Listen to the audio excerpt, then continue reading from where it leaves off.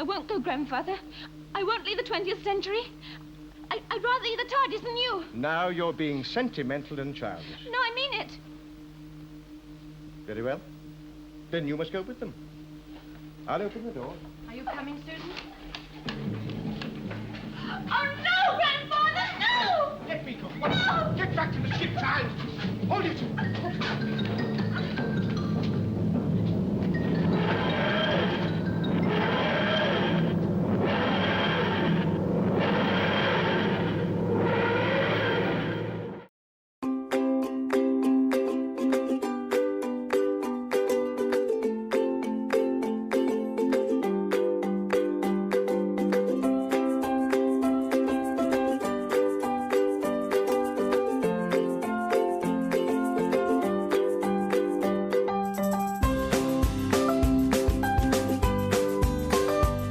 I'm Ben, I'm a member of the Doctor Who Society. Hi, I'm Sam Spencer. I'm Charlotte. I'm Kim. I'm Jack.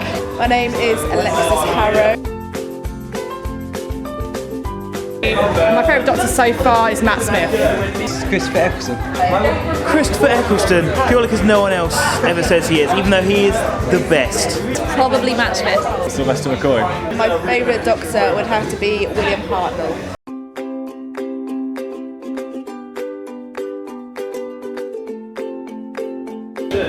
Donna. Favourite companion, no question, Wilfred Mott. He is my favourite. Bernard Cribbins is a genius. I really liked Amy Pond. I really liked her because she was like a sort of angry Scottish girl and she kind of put Matt Smith in his place, and that was a really good move in like series 5. I really liked that. I'd say probably Ace because I've actually met her, so. Captain Jack. Definitely Captain Jack. Rose. My favourite comedian is Rose, hands down. It's just really the clever writing, really, the small things that run into episodes. I think it's the fact that it's so different in every single episode. I just think it's different from anything else on television, and it really makes an impact that way because it's not like anything else on television that I can think of. Like it can range from like anything, like it's so shocking, and yet sometimes it's like so heartwarming, and it can make you laugh and cry, and it's just everything about it, and I'm just like The clever writing in some of the episodes is just the small things they add in, the little references they put in, they're just amazing, it makes it perfect. It's just such an amazing series. I've watched it every episode, new episodes and some of the old ones, for so long, and it's been such a big part of my life. It gives me inspiration to go outside my comfort zone. And if I want to do something, just do it.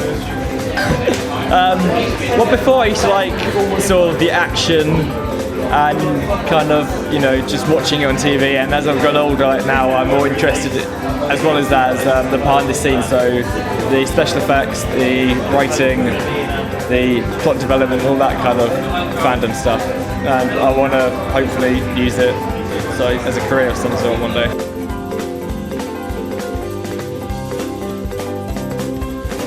I think it was actually the first time that I watched the 2005 series with Christopher Eccleston, and he kind of does that whole like running through the corridor, and it's run with me if you want to live, or something like that, and he kind of like changes Rose Tyler's life in a split second, and I really liked that.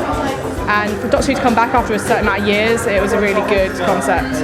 There's an episode of Blink where the Weeping Angels like first come in, and the Doctor's not really in it that much, but he has such a like primary role and stuff, and it's so scary. And you just like throughout the entire episode, you're like, oh my god, I can't blink, even though you're not in it. But there's like, so yeah, that was probably when I saw that episode, I was like, yes, this is good.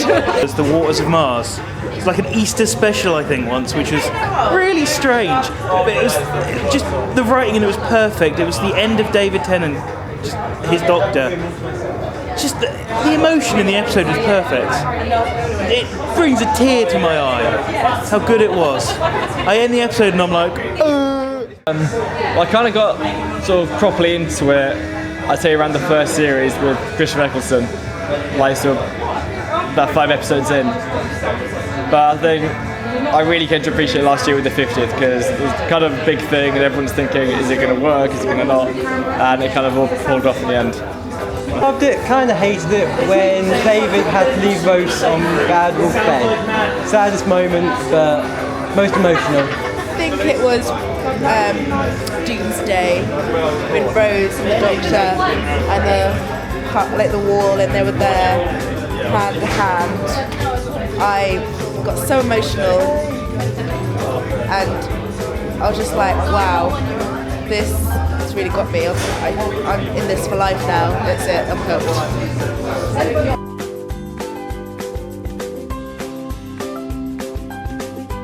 I think really it's just been a long-running thing. I've known a lot of my friends who like the show, but don't really know kind of where to go from that. So I tried to make I made the society along with Beth to kind of bring us all together, to make us all kind of have social gatherings and just be friends, really. I like the fact that, because Doctor Who is quite a nerdy thing, like, let's be honest. And I like to be able to talk to people who also have the same interests and like are really into the show as well.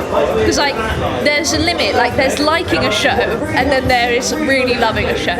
And it's nice to be able to talk to people who are feeling like exactly the same, like, oh my god, Doctor Who is amazing, yeah. Rather than like talking to people who are kind of like, yeah, Doctor Who, it's alright.